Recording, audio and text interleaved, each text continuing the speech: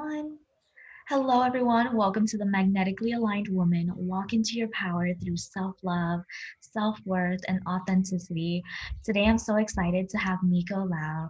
She is a pleasure embodiment coach dedicated to supporting women across the globe to reclaim their magnetism, radiance, and aliveness. She's devoted to supporting women to blossom mentally, emotionally, physically, sexually, and spiritually by integrating unhealed, unseen, and unfelt wounds from childhood and cultivating a deeply intimate connection and relationship with their bodies and emotions. Her vision is to create a world of pleasure, fun, ease, and joy for women across the world. Thank you so much for being here, Miko. I'm so excited to have you.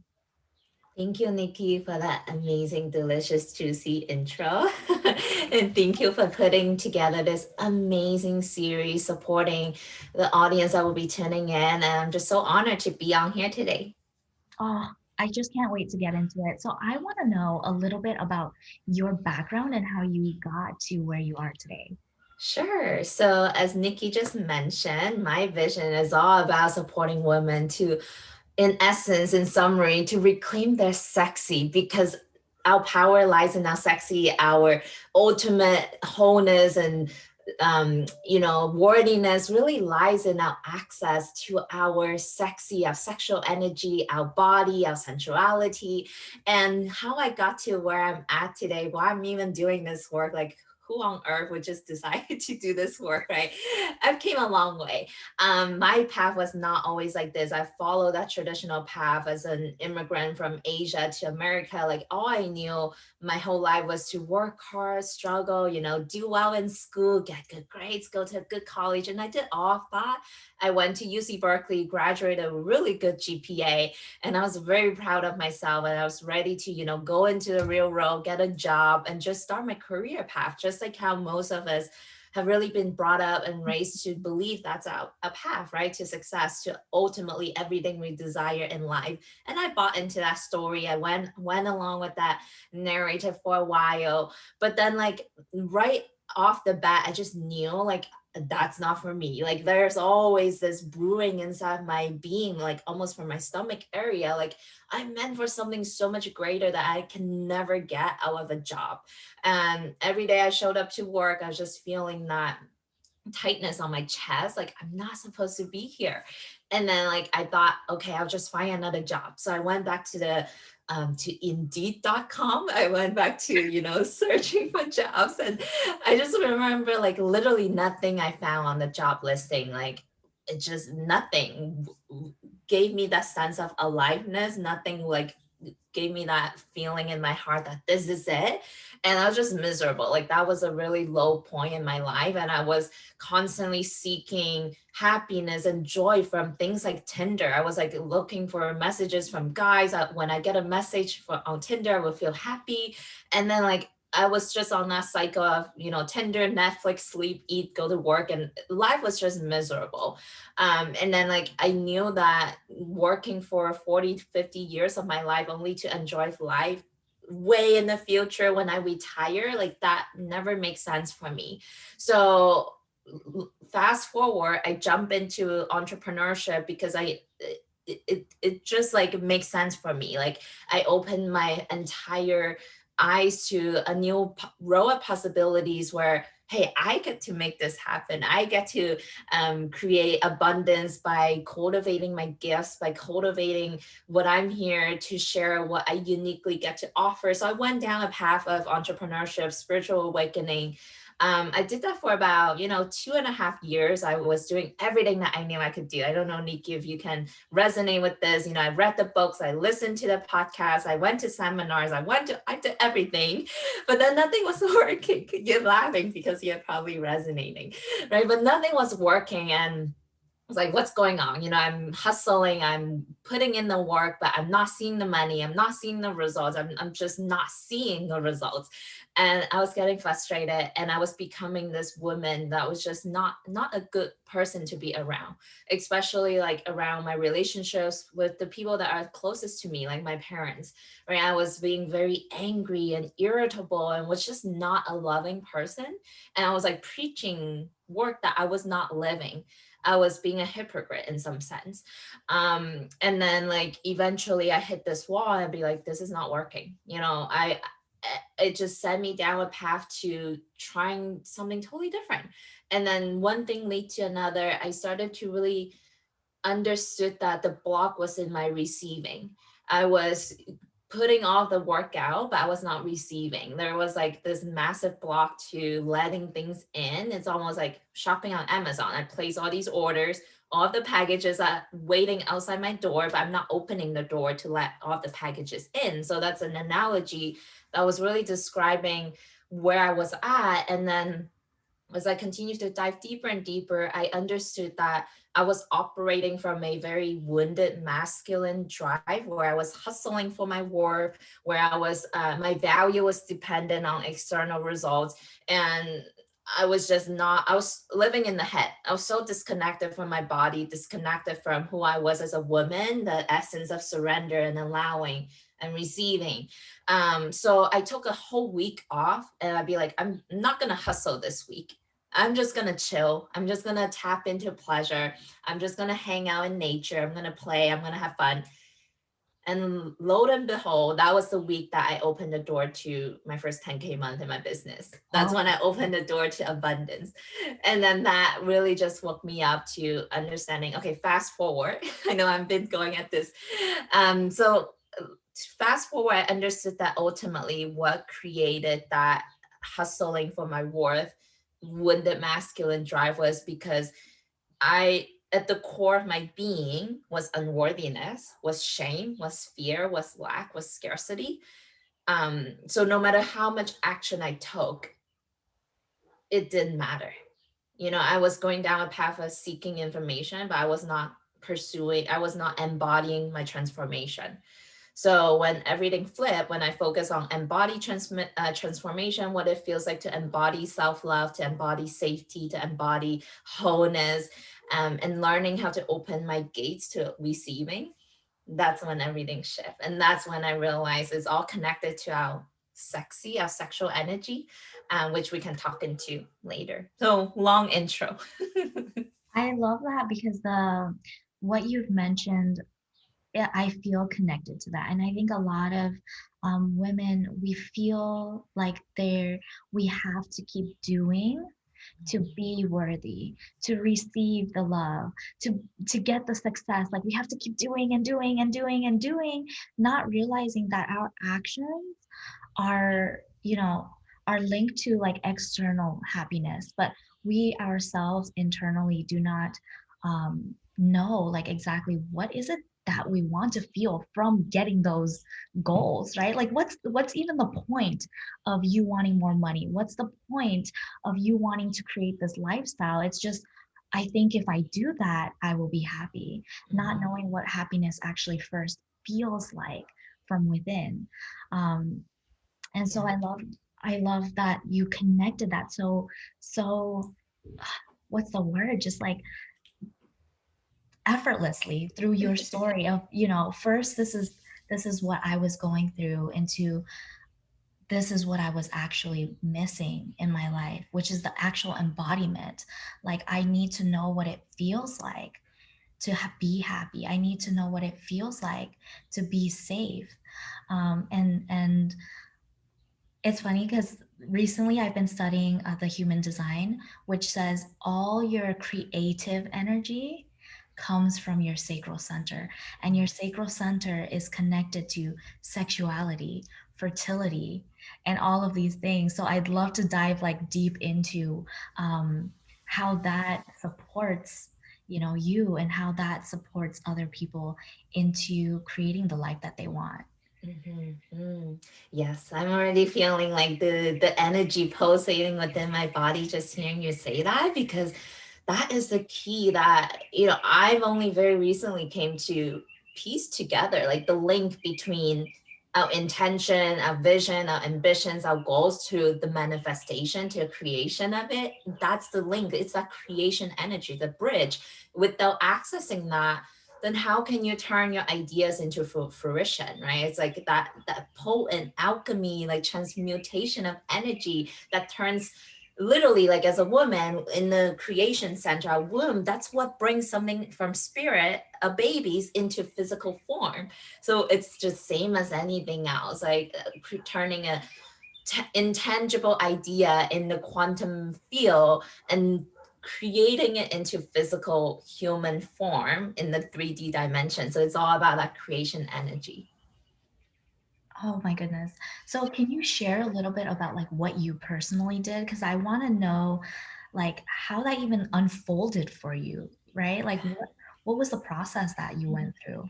That's a great question. And ultimately, I think like the first step, the very first step, which is important, it's vital, it's creating that sense of safety within your ecosystem, within your nervous system, within your physiology, letting the brain know, like, hey, it's okay. Like, you don't need to be in survival mode. You don't need to be constantly on this adrenaline pumping stressful state, running away from some like invisible threat. It could be, whatever it is imprinted from the past, just letting the body know, letting the system know, like, it's safe. It's safe. It's safe, right? Like, whatever that will support you. It could even be something as simple as, um, putting a blanket around you, or taking deep breaths. A lot of the times, that's one thing that I discovered, Nikki, in my journey. Like, when I started to pivot in this direction, was I realized I wasn't breathing. Like, I mean, deep breathing, really relaxing, like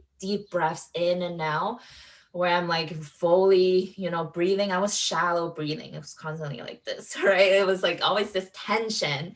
So simple thing as like taking deep breaths, you're actually signaling your nervous system that it can relax, it can slow down, it can stop the adrenaline pumping, and just be here. It's safe right here.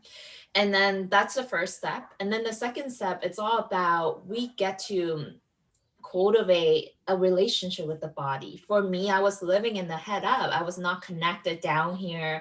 I was just not into it. I didn't, certain parts of my body was not even awake. Like, for example, my pelvis, like it's just like it would be very rigid. It would be very almost like locked in. There's tension everywhere.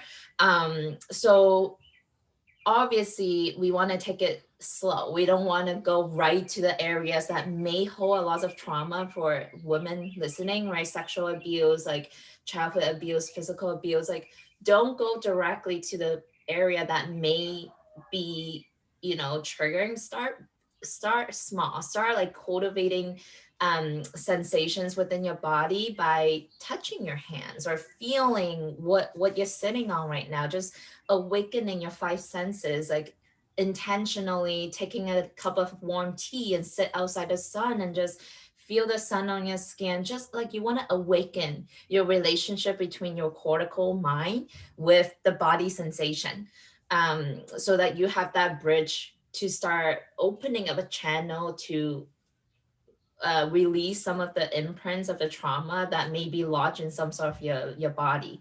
Because when those imprints are still in the body, then it's blocking your access to the sexual energy, to creation energy. So you want to start one step at a time. So safety first, and then you want to build a bridge and heighten your sensations in the body. Oh, I just want to connect to that for a brief moment. Like Mhm. let's just sit in this brief moment of silence and just feel that energy shift from here down here.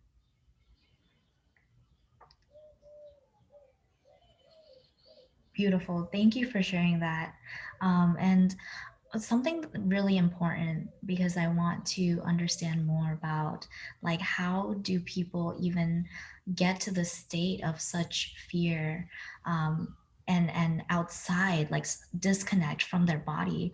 Mhm. I always say we don't know what we are not aware of.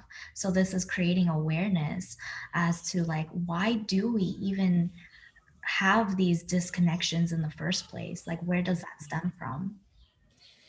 Yeah. And before we do that, Nikki, I think what you just did was beautiful. It was a beautiful like example of integrating information that's beyond just our intellectual mind. Just taking that brief moment right there and ground yourself in that breath. Like feel your breath, feel that you're here right now. Like just simply bringing that awareness back to this present moment, what you just guided us through.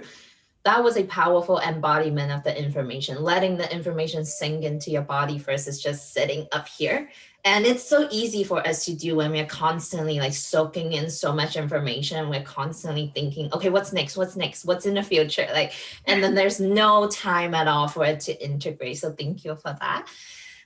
Okay, so to answer your question, how did the fear and the imprinting and the disconnection of the body really stems from? So and before we go into that, I do want to also ground the audience, like take care of yourself as you listen to this conversation. Like whatever it may bring up for you, please listen to your body, right? Our body has its own consciousness. It's alive, it has wisdom. So if something is being stirred within you, take care of yourself, listen to that.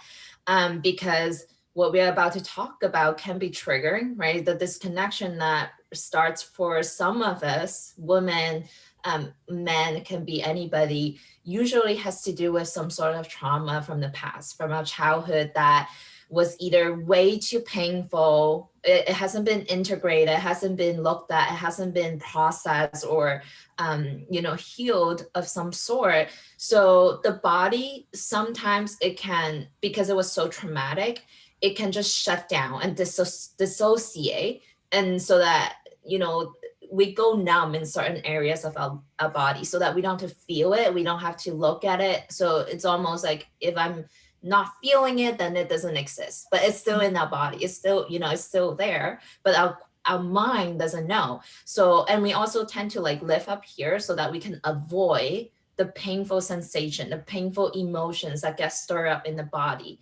And trauma is stored in our bodies through emotions and bodily sensations, right? So to avoid all of that pain, we just live in the head, right? If we are in the head, if we are constantly doing, if we're constantly thinking, if we're cultivating our intellectual mind, then we don't have to look at any of this stuff down here. But the truth is, like, all of these stuff down here, it still gets manifested in behaviors, in thought patterns, in random anger bursts, or none of that. It's random ever, right? It's always like there's a reason why it's being triggered. But anyway, so that usually creates that disconnection. Is the body at that time when the trauma happened was way too much for the nervous system to handle, for the consciousness at that time. And think of it, if you were a little girl, like 5-year old, something traumatic happened, like you just didn't have that level of consciousness to process. So the body is going to do what it can to keep yourself, to keep it surviving, right? The primal brain, there's three parts of our brain. The cortical, which is like our thinking mind, and then there's the limbic brain, which is the emotional brain, and then there's the primal brain. So the primal brain, all it cares about is to keep you surviving. It doesn't care if you like it, doesn't care if you feel good, it's just going to keep you surviving. So if something traumatic happened at a very young age, the body is going to do what it can to survive. So it's going to dissociate, it's going to numb yourself out, it's going to just put you up here in the head so that it can survive. So that's how some of the ways that the disconnection can happen. Wow. And when we operate from a survival mode, we feel disconnected from the body. And Mhm. so when we're disconnected from the body, there's no time to think about, oh, I want to create this beautiful life that I want to live. It's more of, what do I have to do today to put food on my plate? What do I have to do today to just make sure that I'm alive tomorrow? And Mhm. so what you mentioned, the importance of shifting from that mindset back down into the safety of our body and recognizing that safety so that we can actually start to create, like, you know what, I am safe today, I am loved today, I am, I am happy today. And when you're in that state of like, yes, yes, like I am okay, now I have time to go for that walk that, God, I wanted to go for that walk for months and I've never been able to go. Or I've Mhm. wanted to exercise for months and I've never been able to exercise. And so what you brought up is, it's beautiful. It's that transition of I am okay, and actually being able to transition into that. So I want to kind of just touch more into the whole sexual aspect, right? Because being safe is one thing, but Mhm. then being a woman and actually, like, feeling myself and like, ooh, like I feel good about my body. I love my body, because there's so much shame and so much guilt, and there's so many things of like, oh, I'm not pretty enough. I've personally gone through that. I've personally gone through like, nobody really cares. Like, I'm not pretty, like I wear conservative clothes. Like, I don't deserve to wear these nice things, right? So how can we transition into a more creative sexual energy, creative sexual being? Mhm. Mhm. And that's such a beautiful question because, yeah, I feel like no woman on earth does not go through that conversation or those feelings. That was actually my journey as well. Like, for as long as I know, only until very recently, like, no matter how many people would tell me, like, Miko, you're beautiful, you're gorgeous, like, I just couldn't see it. I couldn't see it, Nikki. Like, I couldn't even feel it. Like, every time I would look at myself in the mirror, just like find things that wasn't beautiful. Like, I would just see myself as ugly. And it's so bizarre, like how much the mind believes that, how much the body believes those emotions. And thinking like to create to be in that state, it's very painful. It creates an atmosphere in our entire system that is just very toxic. Like, my brand is about blossoming into you, right? It's all about like there's a beautiful sacred flower within all of us, and our only responsibility is to create the atmosphere, the nourishing soil that is conducive for it to blossom. And imagine if we're in a conversation of, oh, you're too like chubby here, look at your skin, look at your like all these ugly, toxic, judgmental conversation. It's a very toxic environment for any flower to blossom. So one thing that I start to understand goes back to that three parts brain, right? When the cortex, there's a healthy cortex and a not healthy cortex. When the cortex, like the cortical mind, it's not healthy, that usually goes down into very judgy, very critical. It's analyzing, it's in fear, it's in and like constant thinking. But a very healthy cortex is one that is very center, it's grounded, it's present, it's calm, right? It's compassionate, it's loving. And then same with the emotional brain. When the emotional brain is not healthy, it can be you we live in that all of the emotions of fear and shame and guilt and all of that stuff. But on the flip side, when the emotional brain is healthy, you are in a state of bliss and joy and pleasure and good feeling vibrations, like just pure bliss. And then the primal brain as well, like there's just these layers that we get to go work. It's inside out, it's an inside out job to really unraveling a lot of these like neural pathways. There are literally like neural pathways that have associated looking at myself in the mirror with shame or guilt or judgment. So going a deep dive into this is like unraveling some of these neural pathways so that we can choose to rewire looking at ourselves with love and compassion and excitement. And like, it's a lot of that rewiring we get to do. And usually we got to tap into that primal brain, go beyond the conscious mind, and go into the emotional brain. And that's a lot of like embodiment, somatic like work that we get to do that's beyond just something we can read from a book or listen from a podcast.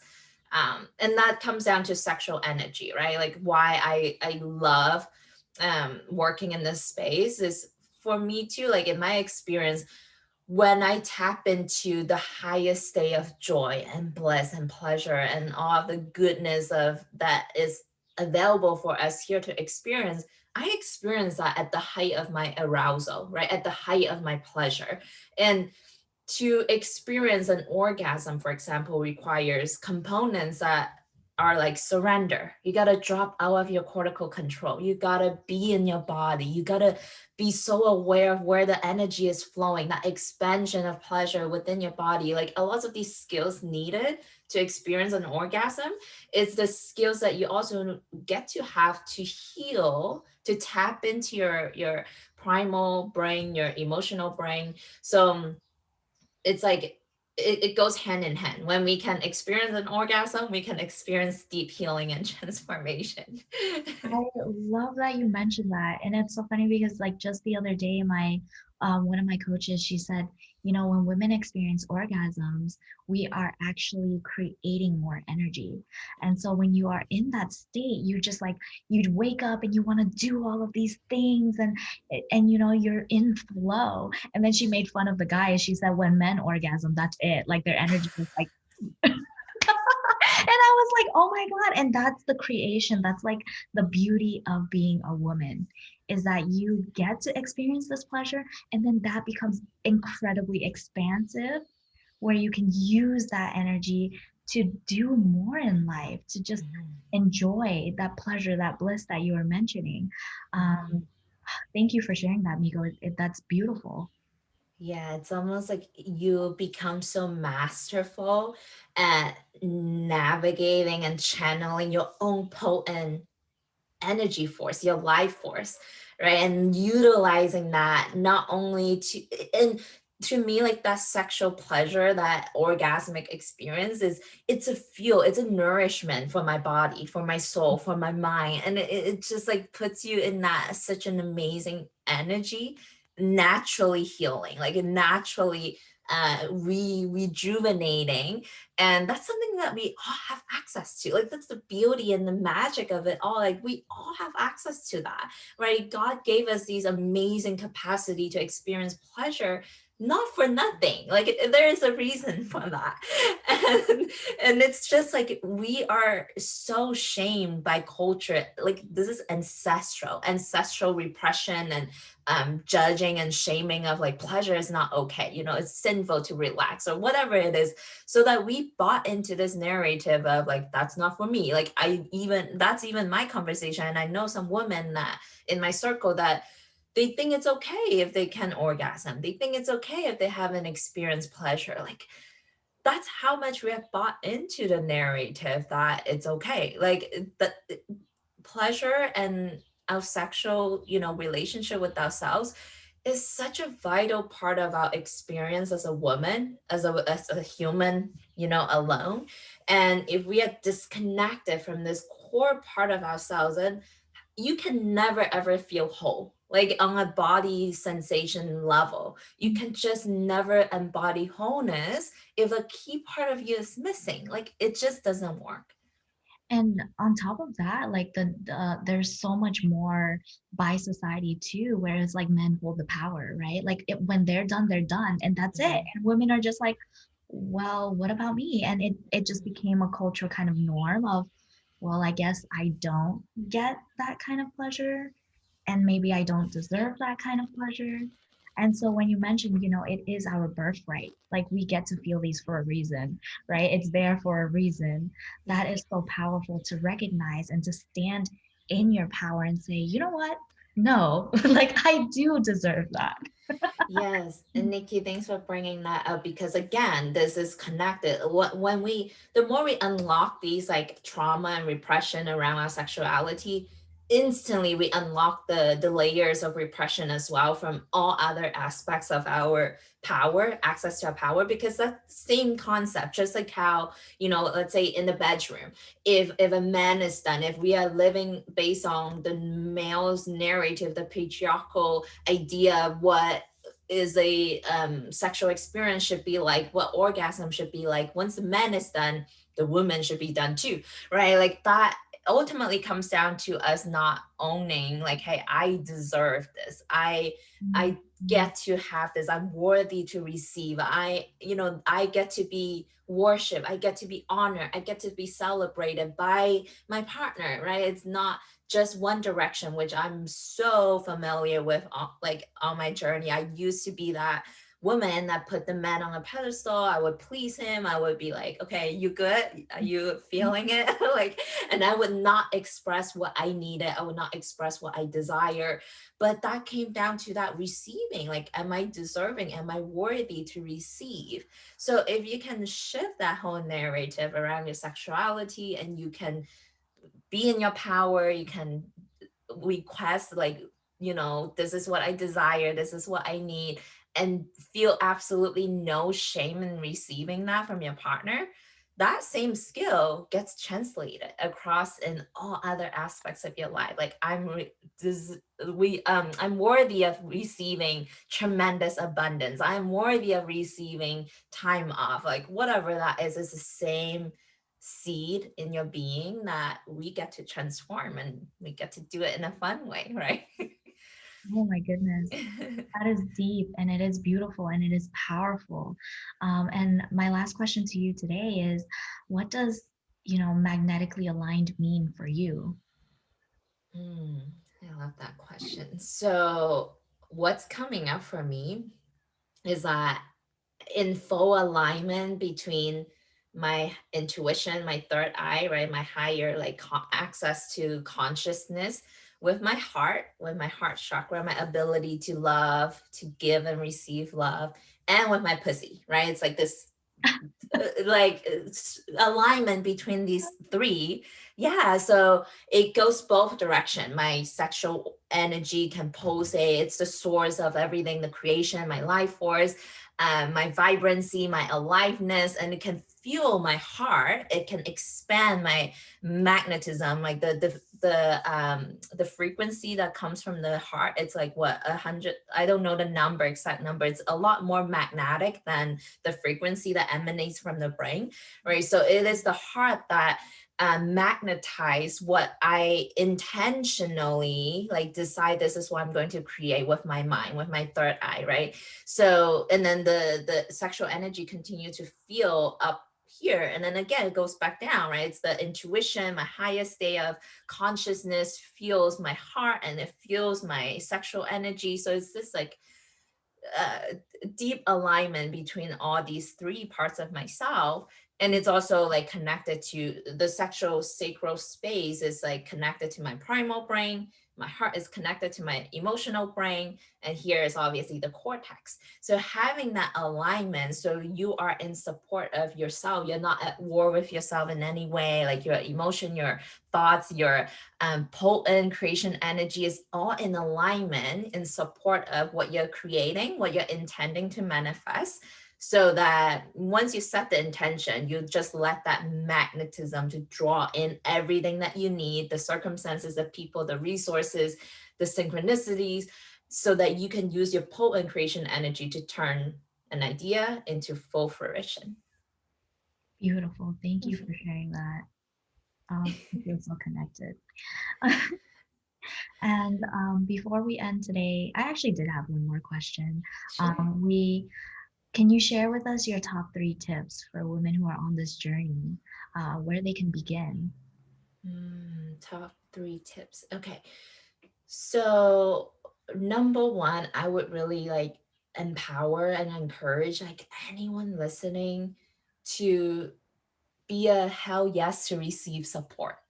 Even by choosing, consciously choosing that I get to receive support. It could be from anything, it could be from a coach, from a mentor, it can be from a program, from whatever that looks like for you. Just by saying, hey, I get to receive support, that's already a first step to radically declaring, I deserve this. I'm worthy of receiving support. I don't need to do this all on my own, right? And the reason why having support is important is because before your own nervous system can cultivate a sense of safety, being in the presence of another person who have done the work, who have done the healing, you can almost borrow some of their safety, and you can build a bridge for yourself to access your own safety within, but it gets to be in the support of someone else. So that's the first step.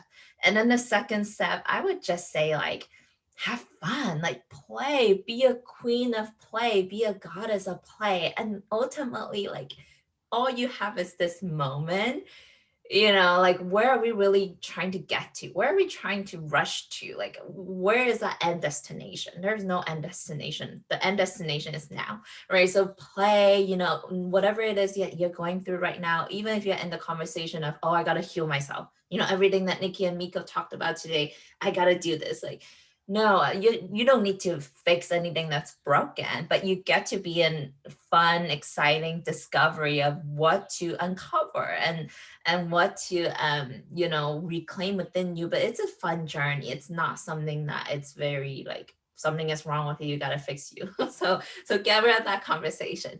And then number three, I would just say, like, this is worth it to really reclaim your powerful pleasure, your capacity for pleasure, because you don't know what it is to be fully alive until you have like a full body orgasm, just like watching the sunset or like listening to amazing music, feeling the air blowing on your face while you're driving with the window down. Like, you don't know what it's like to be fully alive until you access that. So it's worth it. It's what I'm saying.